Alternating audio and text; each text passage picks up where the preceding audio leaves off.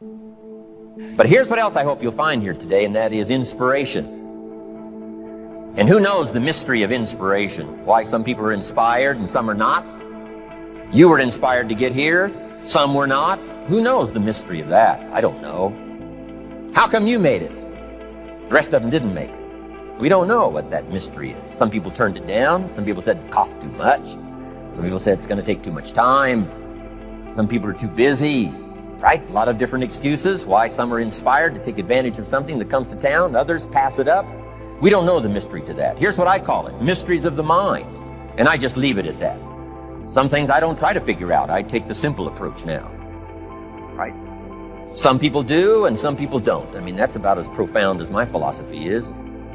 Some buy and some don't buy. Some go for it and some don't. Some change and some don't. And if you've been around for a while, you can usually work out the numbers. Right? Out of 10, 3 do, 7 don't. Whatever business you're involved in, pretty soon you got this ratio going. The ones that do, the ones that don't. You say, well, why don't the ones that don't? How come they don't? We don't know. I just leave it as a mystery. I used to try to understand all that. I just take the simple approach now. The guy says, this happens to me, this happens to me, this goes wrong for me, and all this stuff goes wrong for me. How come all this stuff happens to me? I say, I don't know, beats me. The best I've been able to figure out is those kind of things always happen to people like you. I mean, right? That's the best I got. I don't know. I'm an amateur on this stuff. What do I know? So, just take the simple approach, right? That's how it is. Who knows? Interesting story says the day the Christian church was started. Now, I'm an amateur on the Bible, but best account I can remember, the day the Christian church was started, a magnificent sermon was preached. Great presentation. And if you're a student at all of good communication, it was one of the classic presentations of all times. The sermon, first day the Christian church was started. And it said this sermon, this presentation was given to a multitude, meaning a lot of people. But it was interesting, as the account gives us the record, it says when the sermon was finished, there was a variety of reaction to the same sermon.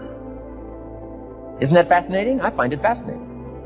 It said some that heard this presentation were perplexed. And I read the presentation, sounded pretty straightforward to me. Said, why would somebody be perplexed with a good, sincere, straightforward presentation? Best answer I've got. They are the perplexed. I mean, what other explanation is there? It doesn't matter who's preaching. Right? It said some that heard this presentation mocked and laughed, made fun of the presentation. I thought, hey, this looks pretty sincere to me. If you give a sincere, honest presentation, why would somebody mock and laugh? Easy explanation. They are the mockers and the laughers. What else would you expect them to do? Right? I used to try to straighten all that out. Say, well, they shouldn't do that. I don't do that anymore. I've got peace of mind now. I can sleep like a baby, not try to straighten all this stuff out. I used to be so naive. I used to say, well, liars shouldn't lie. See, how naive can you be? Of course they're supposed to lie. That's why we call them liars. They lie. So I don't straighten this stuff out anymore.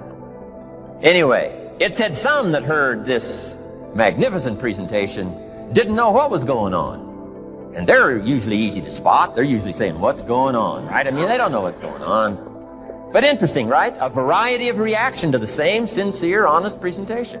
Now, it also says, in wrapping it up, some that heard the presentation believed. And I think that's who the speaker was looking for, the believers. Interesting. Now, it said the number of believers was about 3,000. So, pretty good first day. 3,000. I've had some first days, but I never had 3,000.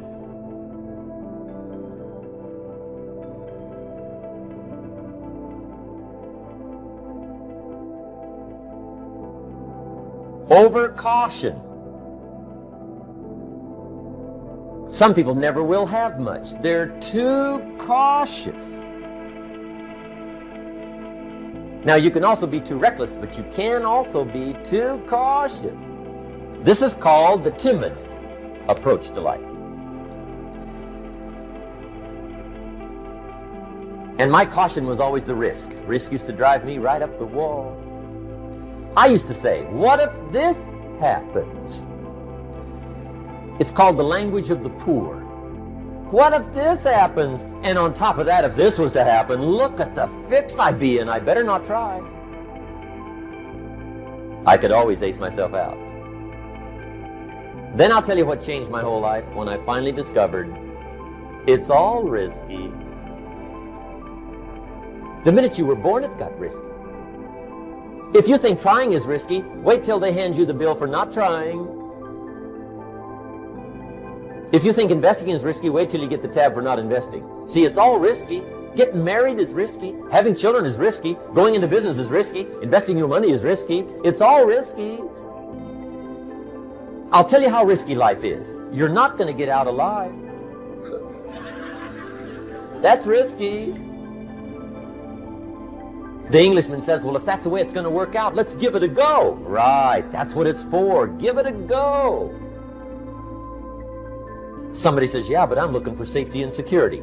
Fine, then huddle in a corner. We'll cover you with a sheet, bring you 3 meals a day. And we'll protect you, feed you, look after you, care for you. We won't let anything happen to you. And you'll probably live to be 100. The guy said, well, yeah, I'd live to be 100. But what a way to live. Right. What a way to live, safe and secure. Don't ask for security. Ask for adventure.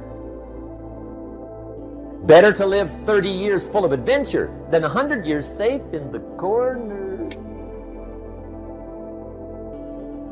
And see, it's not important how long you live. What's important is how you live. Here's the next attitude disease. We're almost through with this motley list. In fact, we're almost through. Hang on. The next one is pessimism. Pessimism, the deadly disease of always looking on the bad side, the problem side, the difficult side, checking all the reasons why it can't be done. The poor pessimist leads an ugly life. He doesn't try to figure out what's right. He tries to figure out what's wrong. He doesn't look for virtue. He looks for faults. And when he finds them, he's delighted. How ugly. This is the poor guy who looks through the window, doesn't see the sunset. He sees the specks on the window.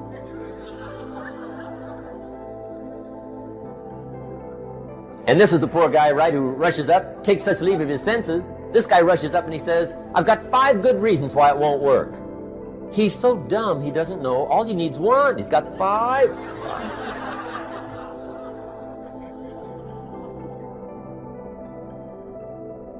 To the pessimist, the glass is always half empty. To the optimist, the glass is half full. Why would the same measure affect people 2 different ways? Answer, it all depends on how you look at it. Our lives are mostly affected by the way we think things are, not the way they are. The way we think they are affects us most. There's a subject we don't have time to get into tonight called better thinking habits. One of the major things Shove taught me when I met him, he said, poor thinking habits keeps most people poor. Not poor working habits. Most people work hard, but they don't think hard. And Shove taught me that the mind is like a factory, a mental factory. And whatever you think about all day long pours ingredients into this mental factory. And that's what builds the economic, social, financial fabric of your life. He quoted me a Bible phrase that says, as you think, so you become. How awesome.